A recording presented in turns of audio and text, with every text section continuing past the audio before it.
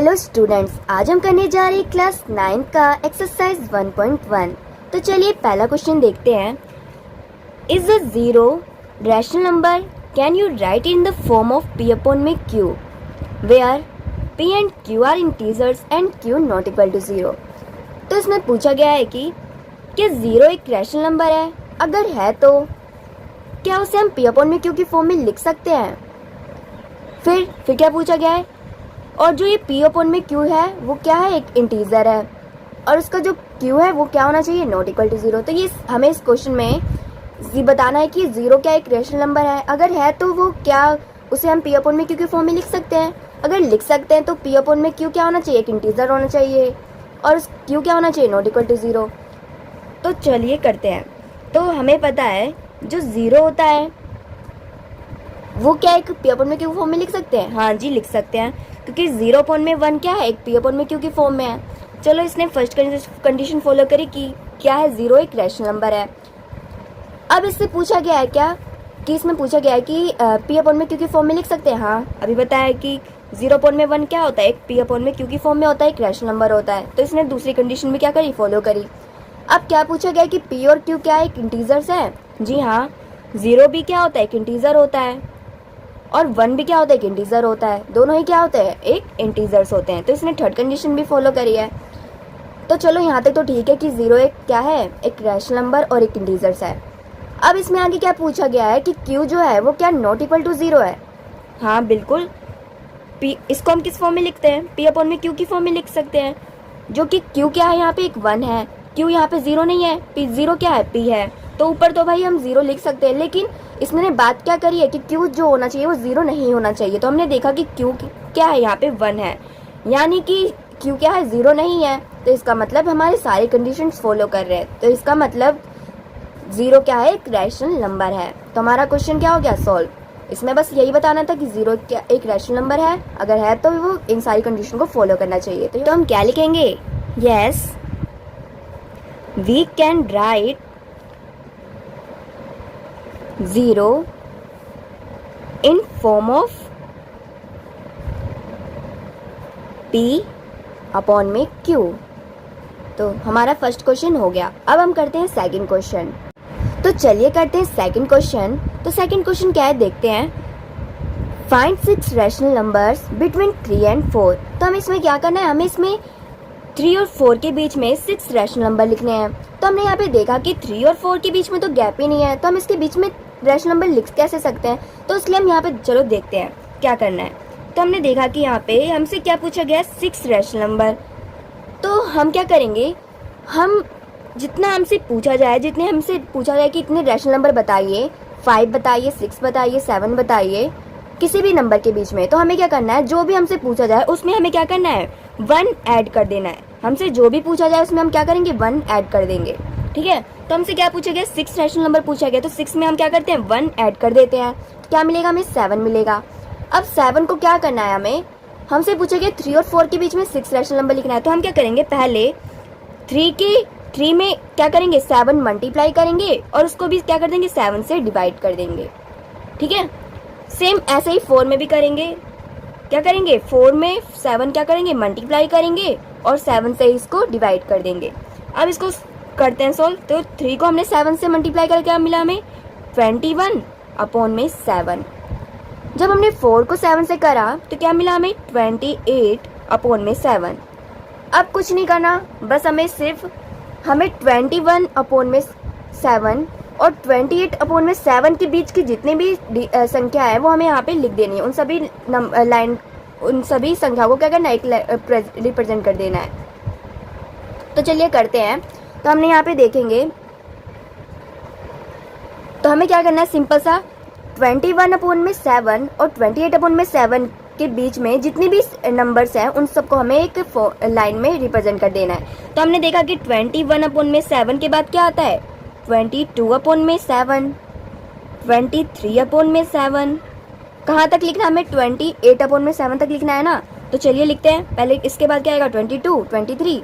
अब क्या आएगा? 24 अपॉन में 7। फिर क्या आएगा? 25 अपॉन में 7, 26 अपॉन में 7 और 27 अपॉन में 7।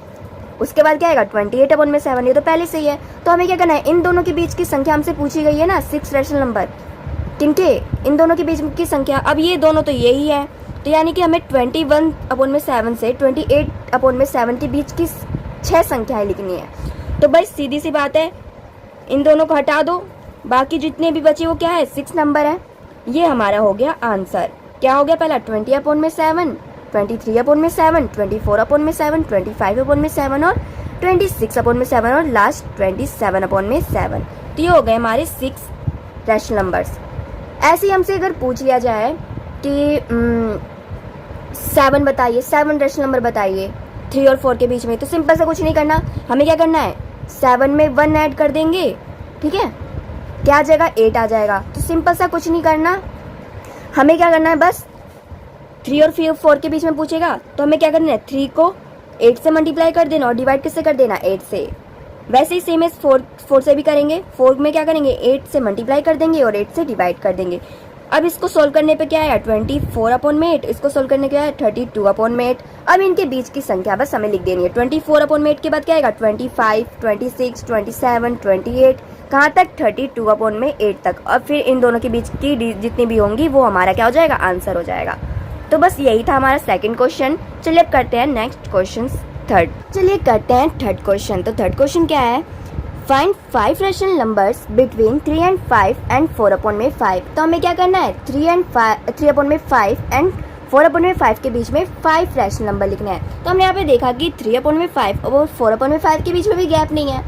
तो सिंपल से हमने जैसे हमने अभी सेकंड क्वेश्चन में किया था सेम वैसा ही करना है। क्या करा था हमने, हमसे जितने रैशनल नंबर पूछे गए थे उसमें हमने 1 ऐड कर दिया था। तो यहाँ पे कितने रैशनल नंबर पूछे गए 5, तो 5 में क्या करेंगे 1 ऐड कर देंगे तो क्या आ जाएगा 6 आ जाएगा।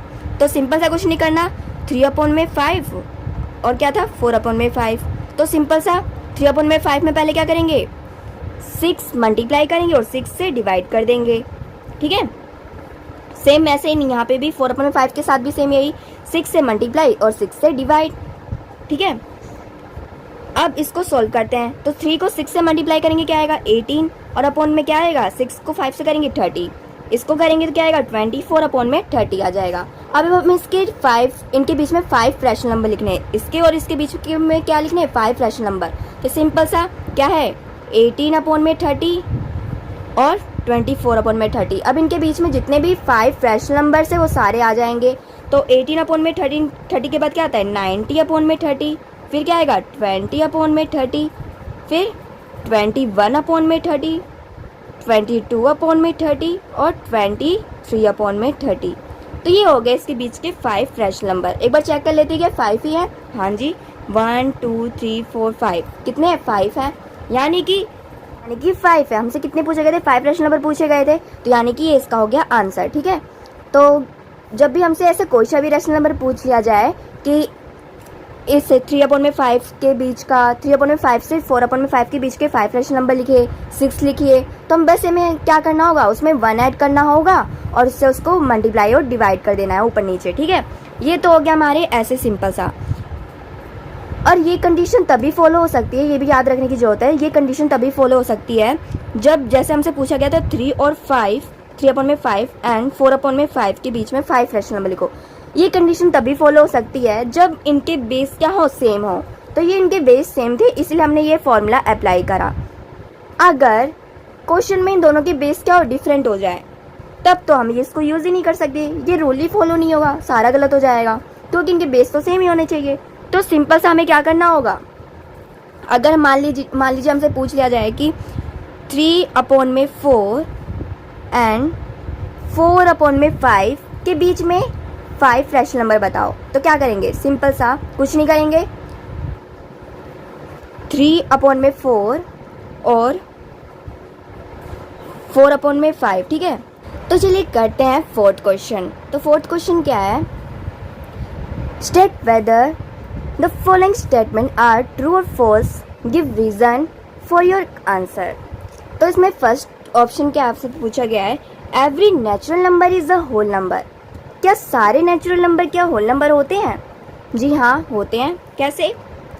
फर्स्ट हमसे क्या पूछा गया कि सारे नेचुरल नंबर होल नंबर होते हैं। पहले तो ये बात देखेंगे कि नेचुरल नंबर होता क्या है।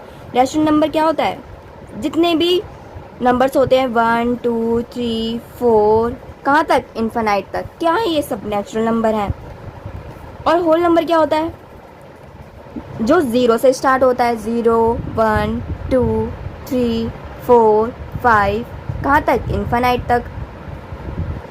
तो हमें पता है हमसे क्या पूछा गया है, every natural number is a whole number. क्या सारे नेचुरल नंबर होल नंबर हैं? हाँ जी, क्योंकि नेचुरल नंबर क्या होता है, 1 से स्टार्ट होता है और होल नंबर 0 से स्टार्ट होता है। तो ये नेचुरल नंबर 1 से होता है, तो सीधी सी बात है इतने से यहाँ से जितने भी हैं वो क्या है, एक नेचुरल नंबर है। तो सीधी सी बात है नेचुरल नंबर क्या है, एक होल नंबर है। तो ये एक कंडीशन क्या होती है, ट्रू है। ये कंडीशन क्या है, ट्रू है। ठीक है, अब हमसे सेकंड में क्या पूछा गया, every integer is a whole number. अब देखते हैं, सबसे पहले क्या देखा जाएगा, इंटीजर्स होते क्या है। तो चलिए इंटीजर्स को हम किससे डिनोट करते हैं, जेड से।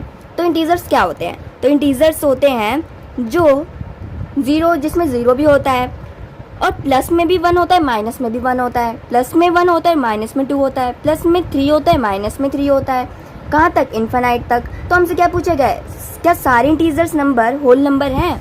तो भाई, और हमें पता है जो होल नंबर होते हैं वो क्या होते हैं, होल नंबर क्या होते हैं, 0 से स्टार्ट होते हैं, 0 1 2 3 4 कहाँ तक, इन्फिनाइट तक। ठीक है, तो हमने ये देखा कि हमसे पूछा गया है कि जितने भी इंटीजर्स क्या वो सारे होल नंबर होते हैं।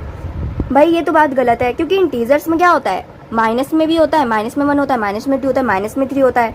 0 तो होता ही है, लेकिन माइनस में 1, माइनस में 2, माइनस में 3, माइनस में भी होता है, प्लस में तो होता ही है।